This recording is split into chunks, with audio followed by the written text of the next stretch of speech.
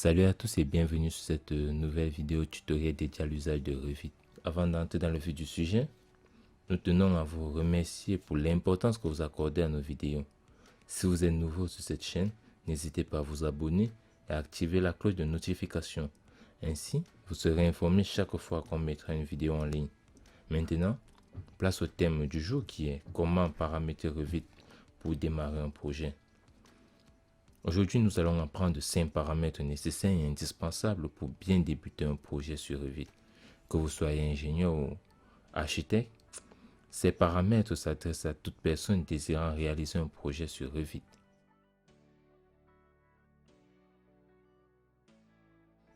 Lorsque nous ouvrons Revit pour la première fois, nous faisons face à une interface différente des autres logiciels tels que AutoCAD. Pour commencer, nous devons choisir quel gabarit nous voulons utiliser et cela se fait chaque fois que nous voulons commencer un nouveau projet. Il est donc important de définir des chemins d'accès rapides pour les gabarits les plus utilisés et la bibliothèque. Pour ce faire, nous allons dans Fichier et ensuite nous allons sur Options. Dans Options, nous allons dans Emplacement de fichier. Et dans Emplacement de fichier, nous cliquons sur le plus pour pouvoir gérer un paramètre d'accès rapide au gabarit. Le paramètre d'accès rapide, chez moi par exemple, c'est déjà dédié à la page où il faut accéder. Je vais choisir Structural Analysis FRA. Ici, je vais renommer le gabarit que je vais appeler gabarit de structure.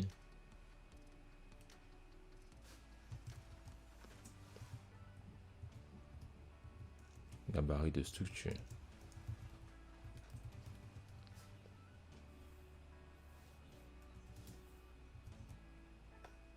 Une fois réalisé, il est maintenant question pour nous de pouvoir paramétrer la bibliothèque. Pour paramétrer le chemin d'accès rapide à la bibliothèque, nous cliquons sur Emplacement et nous faisons encore une croix pour ajouter. Nous renommons, nous allons l'appeler juste bibliothèque. Et nous allons paramétrer le chemin d'accès rapide à la bibliothèque. Et le chemin d'accès rapide à la bibliothèque se trouve dans Library France. Et on fait OK. Ouvrir.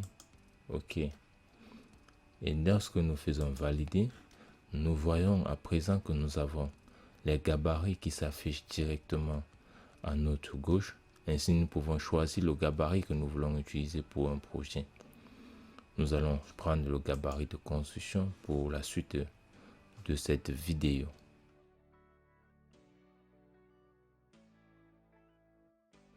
Pour réaliser un projet, l'intervention de plusieurs acteurs de différents corps d'État est nécessaire, d'où la nécessité d'entrer les informations majeures liées au projet. Pour réaliser cette tâche, nous allons aller dans l'onglet Gérer. Ensuite, nous allons aller dans Paramètres et cliquer sur Informations sur le projet.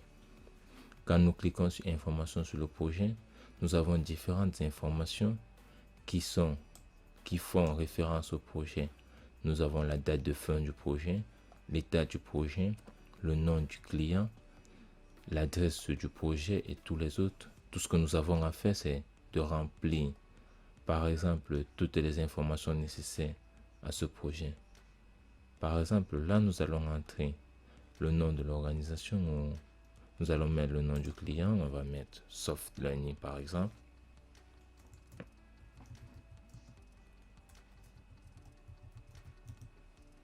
Nous allons mettre Soft Learning. L'adresse du projet, nous allons y mettre projet. Nous allons mettre formation. Nous allons valider. On fait OK. Ce paramètre est aussi important parce que ça nous permet de paramétrer directement notre fiche de sortie. Si nous venons sur les feuilles et que nous cliquons sur feuille, nous ajoutons une nouvelle feuille. On va prendre métier A1 et qu'on fait OK. Nous allons voir que la feuille vient avec des informations déjà paramétrées telles que Soft Learning, le nom du projet qui est formation, celle que nous avons mis avant, dessiné par et tout le reste. Ça, ce sont des dates que nous pouvons entrer. La date de fin qui apparaît dans la cartouche, Si nous venons dans information du projet et dans date de fin, nous mettons le 20 02 2020 par exemple, 2020, et quand nous validons, dès que nous faisons OK, ça nous montre la date de fin du projet que nous avons réalisé.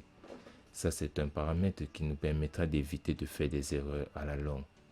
Mais si par contre nous voulons ajouter des paramètres supplémentaires à notre fiche d'information, comme par exemple le nom du projecteur ou de l'ingénieur ou encore de l'architecte qui a réalisé le projet, il est nécessaire de pouvoir ajouter des paramètres supplémentaires. Pour ce faire, nous allons aller dans paramètres du projet qui se trouve juste ici. Nous cliquons sur paramètres du projet. Ensuite, nous cliquons sur ajouter pour ajouter un nouveau paramètre. Dans nom, nous allons mettre par exemple architecte. On va mettre l'architecte. Dans la discipline, on va garder une discipline commune à tout le monde.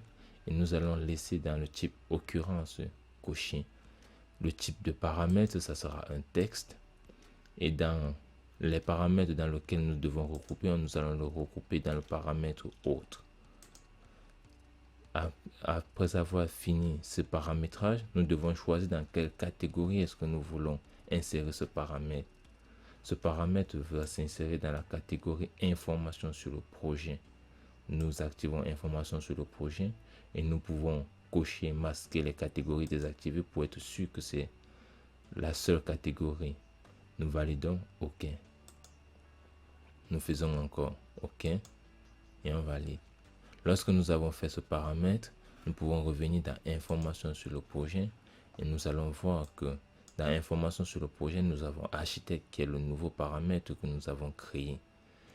Et ainsi, nous pouvons créer autant de paramètres que nous voulons pour donner le maximum d'informations possibles sur le projet. Une fois cela terminé, nous pouvons passer au troisième paramètre qu'il faut réaliser avant de débuter un projet sur Revit.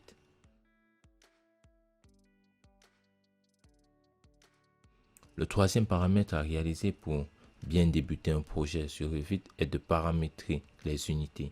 Et pour ce faire, nous allons encore aller dans Gérer et nous cliquons sur Unité. Nous pouvons aussi avoir ce même résultat en utilisant le raccourci clavier UN. Et quand nous utilisons UN, nous avons la même boîte de dialogue. Nous pouvons ainsi paramétrer les longueurs. Nous prenons les unités que nous voulons pour les longueurs, le mètre par exemple. Nous allons prendre avec 2 décimales. Nous faisons valider. Les unités de surface et de volume pourront aussi être modifiées. Mais si vous êtes par exemple un ingénieur de structure et que vous allez utiliser des paramètres liés directement à votre corps d'état, il est aussi important de pouvoir paramétrer les unités de votre corps d'état. Pour paramétrer différentes unités liées à un corps d'état, nous venons dans Discipline, nous choisissons le corps d'état qui nous intéresse. Nous allons prendre structure pour l'exemple. Nous voyons que nous avons les forces linéaires, les forces de surface, les moments, avec les unités qui vont avec.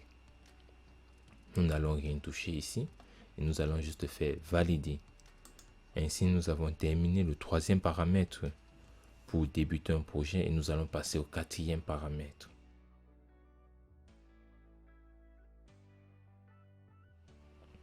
L'un des paramètres importants à réaliser sur Revit avant de débuter un projet est de définir le niveau de base du projet et le point de topographie. Le niveau de base est défini comme le niveau de référence du projet. Couramment, le niveau du rez-de-chaussée est choisi et il prend la valeur 0,0. Il nous faut donc définir le niveau de base du projet et le niveau du rez-de-chaussée par rapport au niveau fourni par le topographe. Pour définir le niveau de base du projet, nous allons nous mettre sur une vue d'élévation. Nous venons dans l'arborescence du projet, nous cliquons sur élévation et nous allons choisir une des vues.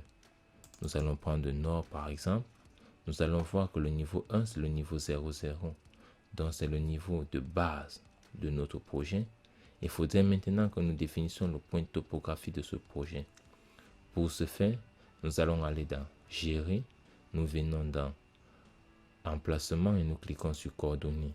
Et dans coordonnées, nous choisissons spécifier le point du coordonné, les coordonnées du point autant pour moi. Une fois que nous avons sélectionné cela, nous sélectionnons le niveau 0, 0 et nous mettons l'élévation. Nous allons prendre pour exemple l'élévation 62 mètres de hauteur et nous faisons entrer. Actuellement, quand nous regardons, nous n'avons pas de différence par rapport à ce qui s'est passé au préalable. Mais si nous choisissons un niveau et que nous allons dans modifier le type, nous allons voir base de l'élévation et nous allons voir point de base du projet. Si nous cliquons et que nous prenons point de topographie, nous faisons appliquer, nous voyons que les différentes valeurs sont maintenant données par rapport au point topographie qui est de 62 que nous avons mis pour le point 00, ainsi de suite.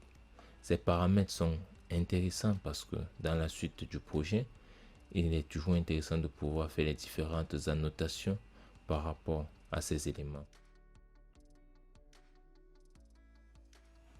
Nous avons un nouveau projet sur lequel nous avons des informations liées à la dalle. Nous allons mettre une meilleure vue. Nous allons aller dans vue. Nous allons mettre des vues en mosaïque. Ainsi, nous allons pouvoir voir la modification chaque fois que nous allons faire un déplacement. Si nous sélectionnons et que nous remettons 75.8 et que nous faisons valider, nous constatons automatiquement que les valeurs qui sont mises dans la bulle de niveau se remettent aussi automatiquement à jour, d'où l'importance de pouvoir les paramétrer avant de commencer un projet. Le dernier paramètre qui nous reste à faire, c'est d'enregistrer notre projet. Nous cliquons simplement sur enregistrer et nous allons aller l'enregistrer par exemple sur le bureau pour ce projet. Nous allons mettre projet 2. Avant de cliquer sur enregistrer, nous allons cliquer sur option. Dans option, nous devons mettre le nombre de fois que nous voulons faire la sauvegarde. Par défaut, Revit fait 20 sauvegardes. Moi, d'habitude, quand je travaille, je préfère mettre 3 sauvegardes, qui est largement suffisant quand nous faisons un travail. Et nous pouvons valider sur OK. Nous faisons l'enregistrement. Si vous avez aimé la vidéo, n'hésitez pas à liker, à partager et surtout à nous dire dans les commentaires quels sont les paramètres que vous utilisez avant de démarrer un projet.